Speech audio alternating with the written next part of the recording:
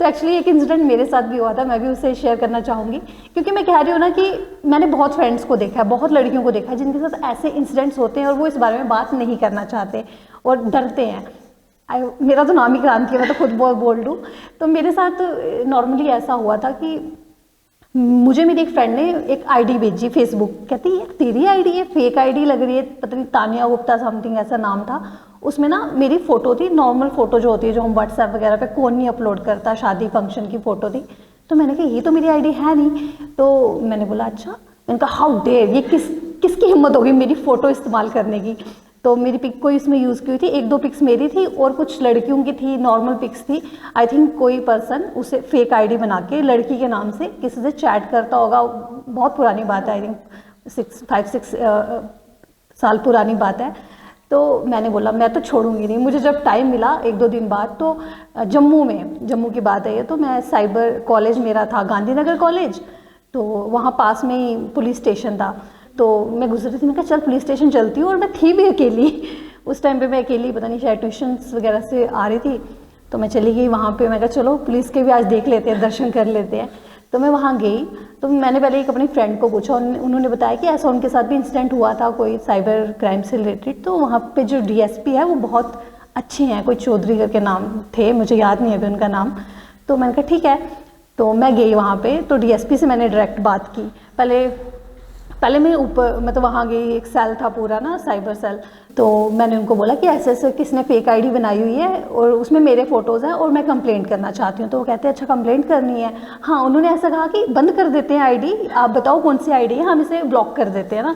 तो मैंने कहा नहीं, ब्लॉक नहीं करनी है, आई वॉन्टेड टू नो ये कौन है जो मेरी फ़ोटो इस्तेमाल कर रहा है, मुझे पता करना है। मेरे को लगा पता नहीं मेरा कौन दुश्मन होगा जो मेरे से हेट करता है तो मेरे फ़ोटोज़ यूज़ कर रहा है। तो उन्होंने कहा अच्छा पक्का।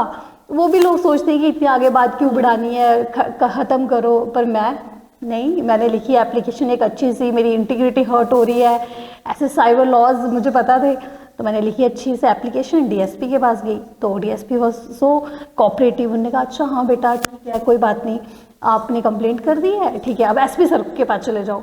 तो मैं चली गई, और एसपी सर तो बहुत अच्छे, तो वो बहुत मतलब पुलिस वालों पे तो बहुत प्रेशर होता है, तो किससे बात कर रहे थे ऐसे ऐसे। मैं खड़ी थी, उन्होंने बात करते करते हाँ बेटा बैठो। तो मैं बैठ गई, फिर उन्होंने बोला हाँ बेटा क्या हुआ। मैंने कहा सर दिस इज़ एप्लीकेशन। तो उन्होंने पढ़ी, कहते ओह अच्छा कोई आपके फ़ोटोज़ यूज़ कर रहा है। मैंने कहा यस सर, कोई मेरी फ़ोटोज़ यूज़ कर रहा है फेक आईडी बना के।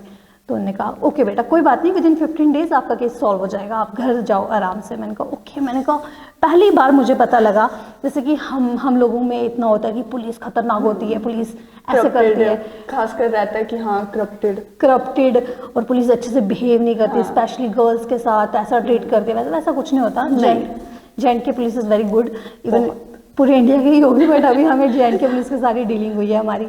तो मैं कहा ठीक है। मैं घर चली गई, मैं भूल गई, मैंने घर पे बताया, सिस्टर्स वगैरह सबको ही पता था, पेरेंट्स, हम भी वहाँ अकेले रहते थे जम्मू में, मतलब बहन सिबलिंग्स के साथ। तो पेरेंट्स को तो पता नहीं होती हमारी आधी से ज़्यादा बातें। तो मैं ठीक है। तो 15 दिन बाद मुझे एक्चुअली वो आईडी बहुत कम यूज़ होती थी, तो जब वो आईडी ओपन होगी तभी आईपी एड्रेस मिलेगा। तो उन्होंने कहा कि इस आईडी का ना मैसेज भेजते रहना ताकि ये आईडी ओपन हो जाए। तो किसी ने दिवाली पे वो आईडी, जो पर्सन था उसके पीछे, उसने ओपन की, हाय हेलो, मेरे कुछ फ्रेंड्स ने, मैंने बात फैला ली, सारे दोस्तों में पहुंच गई बात। मैं कहा भेजो इसको रिक्वेस्ट, मैं उसमें ब्लॉक थी। तो मेरे फ्रेंड्स ने भेजा, रिक्वेस्ट भेजी, आए हाय हेलो ये वो। तो एक दिन उस पर मैसेज आया, तो पुलिस को पता लग गया, और पुलिस इतनी अच्छे से उसको हैंडल कर रही थी, लग रहा था एक ही केस है उनके पास, वो भी मेरा। तो मैंने कहा ओके। तो वो ओपन हुई, दिवाली के 2-3 दिन बाद मुझे कॉल आ गई, बोलते आप इस नाम के पर्सन को जानते हो। मैंने बोला, मैं तब अपने एक फ्रेंड के साथ बैठी हुई थी। तो मैंने कहा नहीं पता नहीं कौन है, मुझे नहीं पता है। तो कहते ओके आपके पास टाइम है, आप पुलिस स्टेशन आ जाओ, अगर आपके पास टाइम है तो। मैंने कहा ओके आई एम फ्री, मैं आ जाती हूँ। तो मैं पुलिस स्टेशन गई अपनी फ्रेंड के साथ। तो बाहर मुझे 2 पर्सन मिले, मतलब एक बड़ा फनी इंसिडेंट है। तो 2 पर्सन मुझे मिले वहाँ, तो वो मेरे नोन थे। तो मैंने नमस्ते भैया, नमस्ते, कैसे हो आप, यहाँ क्या कर रहे हो। वो बेचारे, उनके रंग उड़े हुए, कहते हाँ क्रांति आप। मैं कहा हाँ।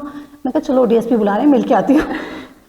तो मैं डीएसपी ऑफिस गई, अंदर बैठी, तो कहते अच्छा वो मिल गया पर्सन। मैंने कहा ठीक है, कहाँ है दिखाओ। तो उन्हें बुलाया उनको। मैंने कहा ये, कहते आपको बताया तो था फ़ोन पे। मैंने कहा नहीं, इनका निक नेम कुछ और था, वो मेरे नेबर थे, वो बहुत क्लोज नेबर्स है ना। तो कहते जानते हो। मैंने कहा हाँ मेरे नेबर हैं। कहते अच्छा, ओ आप ये पर्सनली जानते थे। हाँ मेरी फ्रेंड के, एक बहुत क्लोज फ्रेंड के ब्रदर थे, कोई दुश्मनी कोई कुछ नहीं, ऐसे मतलब लाइक हाय हेलो टाइप।